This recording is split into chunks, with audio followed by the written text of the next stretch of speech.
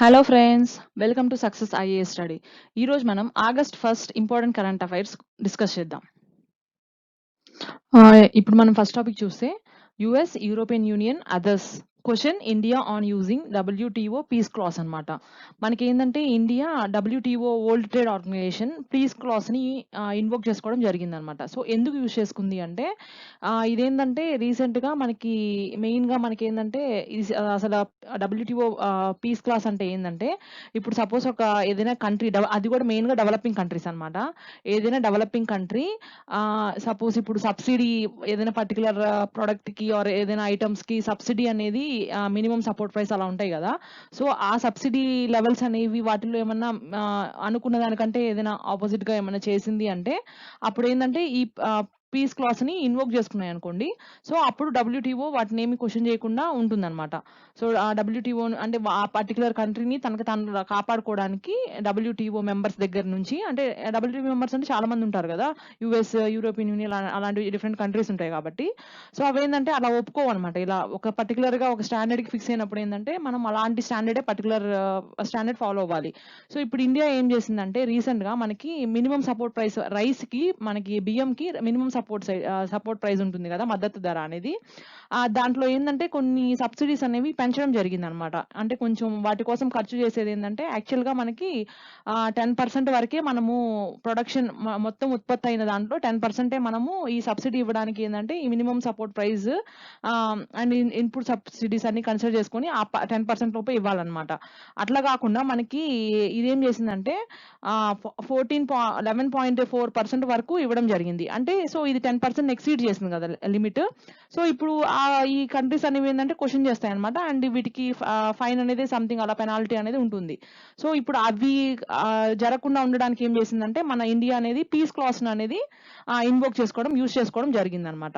So ఇప్పుడు మనకి దీని ద్వారా మనకేందంటే ఇవన్నీ క్వెషన్ చేస్తున్నాయన్నమాట. డబ్ల్యూటీఓ దగ్గర ఇప్పుడు అది అబ్జర్వేషన్‌లో ఉంది. జస్ట్ అబ్జర్వ్ చేస్తున్నామన్నమాట. ఎందుకు అప్లై చేసింది అని చెప్పి. సో మనం జస్టిఫికేషన్స్ అన్ని ఇచ్చుకుంటే మనకి దాన్ని బట్టి ఇలా తెలుస్తదనమాట. సో మనకేందంటే ఇట్లా పీస్ క్లాస్‌ని ఇన్వోక్ చేసుకున్న ఫస్ట్ కంట్రీలో మన ఇండియానే ఉందనమాట. ఆహ్ సో, ఇప్పుడు మనకి దేని మీద యూజ్ చేసుకున్నామంటే మినిమమ్ సపోర్ట్ ప్రైస్ రైస్ మీద మినిమమ్ మద్దతు ధరకి మనం ఏందంటే ఇది యూజ్ చేసుకోవడం జరిగింది. అండ్ ఎందుకు యూజ్ చేసుకుందంటే 10% యూజ్ చేయాల్సింది మొత్తం అగ్రికల్చర్ ప్రొడక్షన్‌లో 10% మనము ఇట్లా వాడుకోవాలి. సబ్సిడీస్ ప్రొవైడ్ చేయడానికి గాని అలా వాటికి. కానీ ఇదేందంటే మన ఇండియా అనేది 11.4% యూజ్ చేసుకుంది కాబట్టి అది ఎక్సీడ్ అయింది కాబట్టి సో, ఇక్కడేందంటే సబ్సిడీ సీలింగ్స్ అనేవి బ్రీచ్ అయినాయి. అంటే చేంజ్ అయినాయి అన్నమాట. అంటే ఒక పర్టిక్యులర్ లిమిట్‌లో అంటే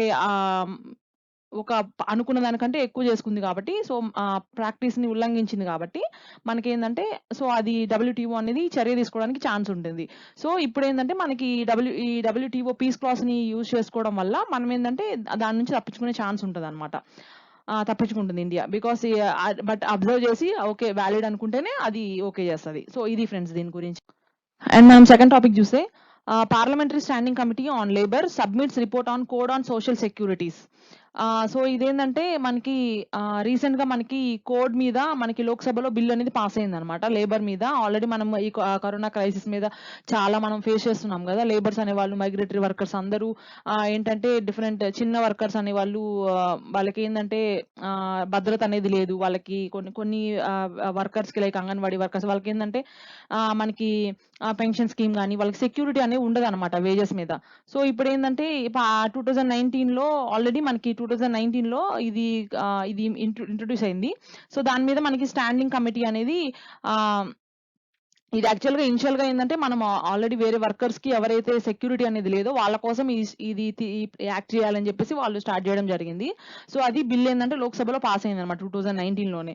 సో, మనకి ఇది ఇంప్లిమెంట్ అయితే ఏందంటే మనకి మెయిన్‌గా సెక్యూరిటీ అనేది మనకి ఈ కరోనా క్రైసిస్‌లో చాలా యూజ్ అవుతది వాళ్ళకి వర్కర్స్ అనే వాళ్ళకి.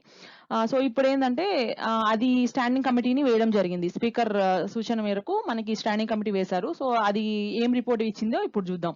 ఆ లేబర్ మీద. సో, మనకి ఇదేందంటే ఇదేం చేస్తదంటే చేస్తదంటే ఈ సిఎస్ఎస్ అనేది కోడ్ ఆన్ సోషల్ సెక్యూరిటీ ఉంది కదా, మనకి ఏం చేస్తదంటే 9 లాస్ ని వీటిలో మెయిన్ గా మనకి ప్రావిడెంట్ ఫండ్ ఉంది కదా, మీకు అందరికీ తెలిసే ఉంటుంది ఎంప్లాయీ ప్రావిడెంట్ ఫండ్, అది సెక్యూరిటీ స్కీమ్ అన్నమాట. ఇప్పుడు ఏంటంటే ఎంప్లాయీస్ అంతా ఉన్నదంతా ఖర్చు పెట్టుకోకుండా ఆ ప్రావిడెంట్ ఫండ్ లో కొంచెం సేవ్ చేసుకుంటే ఏంటంటే అట్లీస్ట్ వాళ్ళకి కొంచెం వాళ్ళకి రిటైర్ టైంలో అలాంటి అప్పుడు ఏంటంటే వాళ్ళకి అమౌంట్ అనేది ఎప్పుడైనా అర్జెంట్ యూజ్ అయినప్పుడు ఏంటంటే ఆ అమౌంట్ అనేది యూజ్ అవుతుంది వాళ్ళకి. సో అలాంటి స్కీమ్స్, మెటర్నిటీ బెనిఫిట్, ఇప్పుడు సడన్ గా ఇప్పుడు డెలివరీ వాళ్ళు ఆపరేషన్ అయింది, వాళ్ళేమో అంత లేని వాళ్ళు, సో అలాంటి వాళ్ళకి ఏంటంటే కొన్ని స్కీమ్స్ ద్వారా ఇస్తున్నారు కదా ఆ మెటర్నిటీ బెనిఫిట్ అని చెప్పి. మళ్ళీ అదే విధంగా మళ్ళీ 9 మంత్స్ లీవ్, అది కూడా వితౌట్ లాస్ ఆఫ్ పే కింద మనకి లీవ్స్ లాగా ఇస్తారు కదా మెటర్నిటీ బెనిఫిట్ అనేది. సో అవన్నీ డిఫరెంట్ లాస్ ఉంటాయి కదా మనకి. అదేంటంటే జాబ్ అనేది సెక్యూరిటీగా ఉంటది. అండ్ మనకి ఏంటంటే వేజెస్ విషయంలో కూడా మనకి కొంచెం సెక్యూరిటీ అంట, మనకి మనం ఒకరి మీద డిపెండ్ అవ్వకుండా ఉండడానికి కొన్ని యాక్ట్స్ చేస్తుంది కదా గవర్నమెంట్. అట్లా అదే విధంగా మనకి unorganised worker social security act ఉంది కదా, ఇలాంటి అన్ని యాక్ట్ లో కొన్ని 9 లాస్ ని ఇది రీప్లేస్ చేస్తుంది అనమాట, ఈ కోడ్ ఆన్ సోషల్ సెక్యూరిటీ అనేది. సో ఇప్పుడు ఏంటంటే మెయిన్ గా హెల్త్ కేర్ యాక్సెస్ ని ఎన్షూర్ చేయడానికి, అదే విధంగా మనకి ఇన్కమ్ సెక్యూరిటీని ప్రొవైడ్ చేయడానికి కూడా ఇది మెయిన్ గా యూజ్ అవుతుంది. అండ్ ఇక్కడ ఏంటంటే మనకి దీంతో పాటు మనకు ఆల్రెడీ 44 యాక్ట్స్ ఉన్నాయి కదా లేబర్ ఇష్యూస్ కి సంబంధించినటువంటివి. దాంతో అదర్ మనకి 4 కోడ్స్ చూసుకుంటే మనకి ఇది ఒక కోడ్, మనకి కోడ్ ఆన్ సోషల్ సెక్యూరిటీ అనేది. మనకి దీంతో పాటు ఏంటంటే కోడ్ ఆన్ వేజెస్ ఉంది, code on occupation safety, health and working conditions ఉంది, కోడ్ ఆన్ ఇండస్ట్రియల్ రిలేషన్స్, ఇలా మనకి 4 కోడ్స్ ఉంటాయి అనమాట. అండ్ ఇప్పుడు ఈ ప్యానల్ ఏం సజెస్ట్ చేస్తుంది అంటే మెయిన్ గా మనం ఏంటంటే ఆ ఎంప్లాయీ అనే డెఫినిషన్ ని అంగన్వాడీ వర్కర్స్ కి, ఆశా వర్కర్స్, మనకి ఏంటంటే వీళ్ళు ఆశా వర్కర్స్ అనే వాళ్ళు, అంగన్వాడీ వర్కర్స్ ఏంటంటే మనకి ఈ పైన చెప్పిన నేను యాక్ట్స్ చెప్పాను కదా, employee provident fund, maternity benefit, అలాంటి వాటి కిందకి రారనమాట. వాళ్ళు చాలా మంది చాలా కన్సర్న్స్ రేస్ చేస్తున్నారు, మాకు గవర్నమెంట్ జాబ్ లో ఉన్నా కానీ మాకు అలాంటి బెనిఫిట్స్ ఏం లేవు అని చెప్పి వాళ్ళు చాలా మంది చాలా ఇష్యూస్ రేస్ చేయడం కూడా జరిగింది, మీరు రీసెంట్ గా న్యూస్ లో కూడా చూస్తుంటారు. సో ఇప్పుడు ఏంటంటే వీళ్ళని కూడా ఎంప్లాయీ డెఫినేషన్ లోకి చేర్చాలి అని చెప్పి చెప్పడం జరిగింది అనమాట. అండ్ అదే విధంగా గిగ్ వర్కర్స్, ప్లాట్ఫామ్ వర్కర్స్ కి క్లియర్ గా వాళ్ళ స్టేటస్ ఏంది అని చెప్పి మెన్షన్ చేయాలి అని చెప్పి చెప్పడం జరిగింది. అండ్ అదే విధంగా మనకి Indian labour organisation convention on social security అని కొన్ని మినిమం స్టాండర్డ్స్ ఇచ్చింది కదా, దాంట్లో అనుగుణంగా మన డెఫినేషన్ ఆఫ్ సోషల్ సెక్యూరిటీ కూడా మనము దాంట్లో అనుగుణంగా చేసుకోవాలి అని చెప్పి చెప్పడం జరిగింది. అండ్ ఇంకోటి ఏంటంటే అండ్ ఈ మనకి సోషల్ సెక్యూరిటీ స్కీమ్స్ రన్ చేయడానికి ఫండింగ్ అనేది ఎక్కడి నుంచి వస్తుంది అని చెప్పి కూడా మనం క్లియర్ గా మెన్షన్ చేయాలి అని చెప్పి వీళ్ళు ఏంటంటే ఈ కమిటీ అనేది మనకి సూచనలు ఇవ్వడం జరిగింది అనమాట. సో ఇది ఫ్రెండ్స్, ఈ స్టాండింగ్ కమిటీ మనకి లేబర్ మీద ఏమైతే రిపోర్ట్ సబ్మిట్ చేసిందో, ఏమైతే సూచనలు ఇచ్చిందో దాని గురించి మనం తెలుసుకున్నాం. సో ఇప్పుడు నెక్స్ట్ టాపిక్ వెళ్దాం. మనం ఇప్పుడు థర్డ్ టాపిక్ లోకి వెళ్తే 15th ఫినాన్స్ కమిషన్ ఏంటంటే high level group, 15th finance commissions high level group on agriculture export submits report అనమాట. మనకి ఎక్స్పోర్ట్స్ మీద మనకి వేసినటువంటి గ్రూప్ ఉంది కదా, high level group 15th finance commission group, agriculture exports మీద అది అనాలిసిస్ చేసి మనకి ఒక రిపోర్ట్ సబ్మిట్ చేయడం అనేది జరిగింది అనమాట. ఈ గ్రూప్ ఏం చేసిందంటే, ఇది ఎందుకు మెయిన్ గా సెటప్ చేశారంటే కొన్ని మెషర్స్ అంటే కొన్ని మనకి సూచనలు అలా ఇస్తుంది, దేని మీద అంటే మనకి ఎక్స్పోర్ట్స్, అగ్రికల్చర్ ఎక్స్పోర్ట్స్ మీద కొన్ని సూచనలు అవి ఇస్తుంది. అండ్ దాన్ని ఎక్స్పోర్ట్స్ ని పెంచి ఇంపోర్ట్స్ ని తగ్గించడానికి ఏమైనా సబ్స్టిట్యూషన్స్ ఇస్తుంది అని చెప్పి మనకి ఈ గ్రూప్ అనేది దాని మీద వర్క్ చేస్తుంది అనమాట. సో ఇప్పుడు ఇది ఏం చెప్పిందంటే ఫైనల్ గా మనకి ఏంటంటే అది రిపోర్ట్ అనేది రిలీజ్ చేయడం జరిగింది. సో ఇప్పుడు మనకి అగ్రికల్చర్ ఎక్స్పోర్ట్ ఎంత ఉందంటే మనకి $40 బిలియన్ అనేది ఉందన్నమాట మనకి ఫినాన్షియల్ ఇయర్ 19 లో తీసుకుంటే. అది మనకి కొన్ని ఇయర్స్ లో మనకి $70 బిలియన్ వరకు ఎక్స్పోర్ట్ చేసే కెపాసిటీ పెరుగుతుంది అని చెప్పి మనకి ఇది చెప్పడం జరిగింది. అండ్ ఇది ఇట్లా చేయడం వల్ల ఏంటంటే మనకి ఆల్మోస్ట్ 7 to 10 మిలియన్ జాబ్స్ అనేవి క్రియేట్ అవుతాయంట. క్రియేట్ అవ్వడం, అది కూడా మనకి ఫార్మర్ ఇన్కమ్ అనేది కూడా మనకి పెరుగుతుంది. సో ఎక్స్పోర్ట్స్ అనేవి పెరిగితే మనకి ఫార్మర్స్ కు ఇన్కమ్ అనేది ఆబ్వియస్ గా ఇంక్రీస్ అవుతుంది కదా. అండ్ ఇట్లా మనము ఇట్లా ఇన్ని మిలియన్స్ కి ఆల్మోస్ట్ డబల్ అవుతుంది కదా. సో 40 to 70 అంటే ఆల్మోస్ట్ డబల్. సో అంత మనకి ఎక్స్పోర్ట్ పెరగడం వల్ల ఏంటంటే మనం ఏంటంటే మనకి జాబ్స్ కూడా చాలా మనకి ప్రొవైడ్ చేసే మనం ప్రొవైడ్ చేయొచ్చు చాలా మందికి. అండ్ వీళ్ళు మెయిన్ గా కొన్ని రికమెండేషన్స్ చేయడం జరిగింది. ఒకటి ఏంటంటే వీళ్ళు ఏంటంటే 22 క్రాప్స్ మీద ఫోకస్ చేయండి అని చెప్పారు. ఏది అంటే మెయిన్ గా డిమాండ్ బేస్ చేసుకుని డిమాండ్ దేనికైతే ఎక్కువ ఉందో ఆ క్రాప్స్ ని చూస్ చేసుకోండి అని చెప్పి చెప్పడం జరిగింది, 22 క్రాప్స్. అండ్ ఇంకోటి ఏంటంటే క్లస్టర్స్ లాగా అంటే డిఫరెంట్ గ్రూప్స్ లాగా మనం ఫార్మ్ చేసుకుంటే బాగుంటుంది అని చెప్పడం జరిగింది. అండ్ ఇంకోటి ఏంటంటే స్టేట్కి ఎక్స్పోర్ట్ ప్లాన్ అనేది స్టేట్ లెవెల్లో ఎవరి స్టేట్కి తగ్గట్టు వాళ్ళకి స్టేట్ సెంటర్ అనేది ఏ స్టేట్కి తగ్గట్టు వాళ్ళకి ఆ ప్లాన్ ఎక్స్పోర్ట్ ప్లాన్ అనేది వాళ్ళకి అప్పగిస్తే బాగుంటుంది అని చెప్పడం జరిగింది. అండ్ మనం ఈ సెక్టార్లో మనకి ని ఇన్వాల్వ్మెంట్ చేస్తే గవర్నమెంటే హ్యాండిల్ చేసుకోకుండా ప్రైవేట్ని కూడా మెయిన్ పార్ట్గా చేస్తే మనకి కీ రోల్ ప్లే చేస్తే మనకి అవుట్కమ్స్ అనేవి బాగుంటాయని చెప్పడం జరిగింది. అండ్ అదే విధంగా రోబస్ట్ ఇన్స్టిట్యూషనల్ మెకానిజం కూడా యూజ్ చేసుకుంటే ఫండ్ చేసుకోవడానికి అండ్ ఇది ఇంప్లిమెంట్ చేయడానికి ఏంటంటే ఇది యూజ్ చేసుకుంటే మనకి బాగుంటుంది అని చెప్పి మనకి ఈ కమిటీ అనేది మనకి రిపోర్ట్లో వెల్లడించింది అనమాట. సో ఇది ఫ్రెండ్స్ దీని గురించి.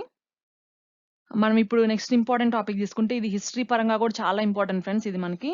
So Balagangadhar Tilak 100th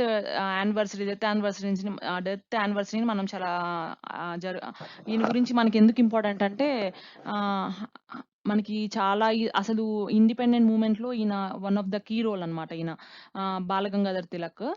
so మనకేందంటే ఈయన లోకమాన్య తిలక్ అని కూడా అంటారు. అండ్ చాలా first Indian independence movement start చేసిన ఫస్ట్ లీడర్స్లో ఈయన కూడా ఒకరు.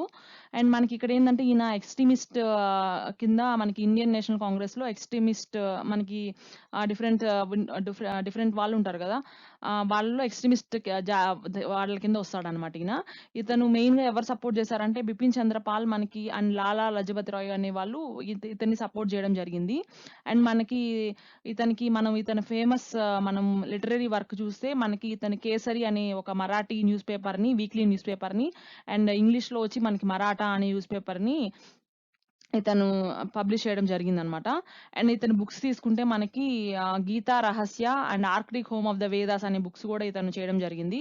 అండ్ మనకి all India home league movement ఉంది కదా, అతను స్టార్ట్ చేసింది కూడా ఇతను వన్ ఆఫ్ ద ఫౌండర్స్ అనమాట. ఫస్ట్ ఇతనే స్టార్ట్ చేసింది all India home league movement along with అన్నీ బెసెంట్ మీకు తెలిసే ఉంటుంది కదా. సో ఆమెతో పాటు మనకి all India home league movement కూడా 1916లో ఇతనే స్టార్ట్ చేశాడు. అండ్ ఇక్కడ ఏంటంటే ఈయన డెక్కన్ ఎడ్యుకేషన్ సొసైటీ 1884లో మనకి డెక్కన్ ఎడ్యుకేషన్ సొసైటీ అనేది క్రియేట్ అయింది కదా, దాంట్లో కూడా ఈయన ఫౌండింగ్ ఫాదర్ అంటారనమాట ఇతన్ని.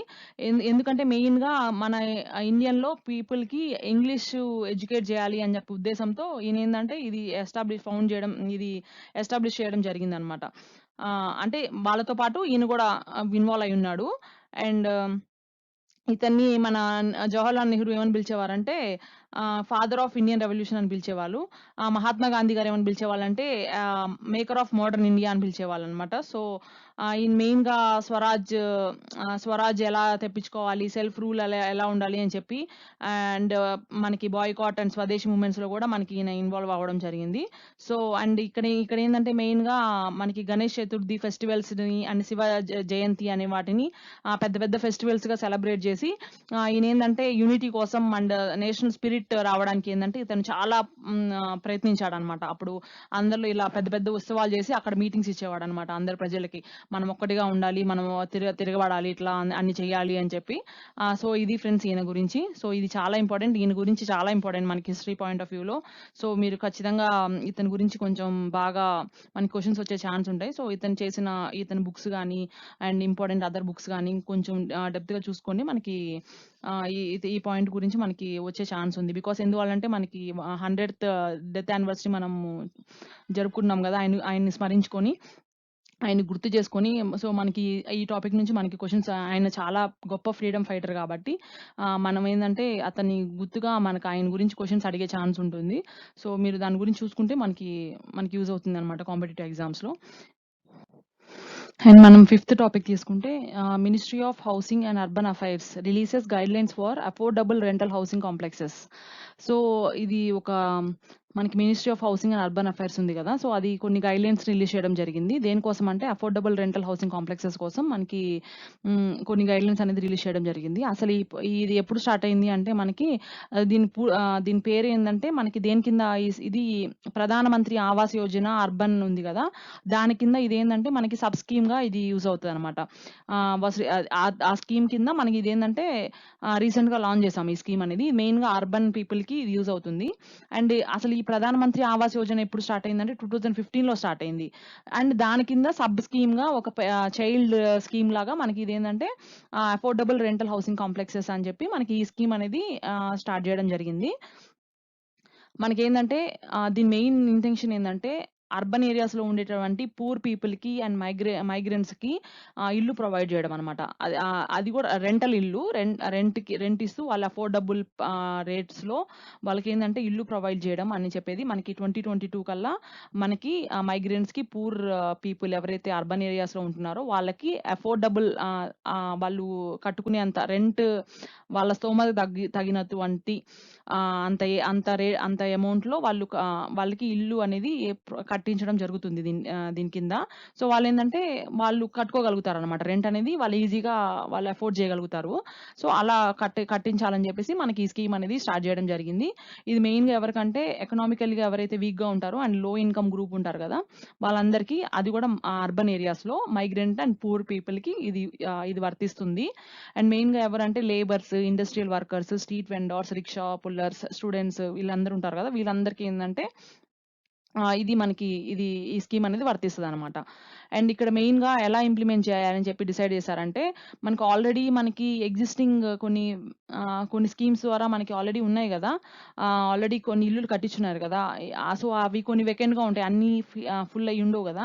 సో, ఆ ఎగ్జిస్టింగ్ వాటినే ఏందంటే ఈ రెంటెడ్ హౌసెస్‌గా మార్చాలి. అఫోర్డబుల్ రెంటెడ్ హౌసెస్‌గా మార్చాలి అని చెప్పి ఆహ్, అది ప్రైవేట్ పార్ట్నర్‌షిప్ అనమాట. అంటే గవర్నమెంట్ ఒకటే గాకుండా మనకి పబ్లిక్ గూడా మనకి ఇన్వాల్వ్ అయితది. ప్రైవేట్ గూడా ఇన్వాల్వ్ అవుతుంది దీంట్లో. అండ్ పబ్లిక్ ఏజెన్సీస్ ఆర్ అట్లా అన్నా ఇట్లా పబ్లిక్ ప్రైవేట్ పార్ట్నర్‌షిప్ అయినా ఆర్ ఓన్లీ పబ్లిక్ ఏజెన్సీస్ ద్వారా అయినా మనకి ఇది ఇంప్లిమెంట్ చేయడం అనేది ఫస్ట్ మోడల్ అనమాట. అట్లా చేయడం జరుగుతుంది. ఆర్ ఇంకోటేందంటే ఈ కన్‌స్ట్రక్షన్, ఆపరేషన్ అండ్ మెయింటెనెన్స్ అనేవి ఈ హౌసెస్ యొక్క కన్‌స్ట్రక్షన్ అంటే కట్టుబడి దాని యొక్క ఆపరేషన్ అంటే నడిపించడం అండ్ మెయింటెనెన్స్ అనమాట. దాని మెయింటెనెన్స్ అంతా ఏందంటే పబ్లిక్ ఆర్ ప్రైవేట్ ఎంటిటీస్ వాళ్ళ యొక్క ఓన్ పర్టిక్యులర్ వేకెంట్ ల్యాండ్ ఉంటది గదా! వాటిల్లో చేయడం అనేది జరుగుతదనమాట దీనికి.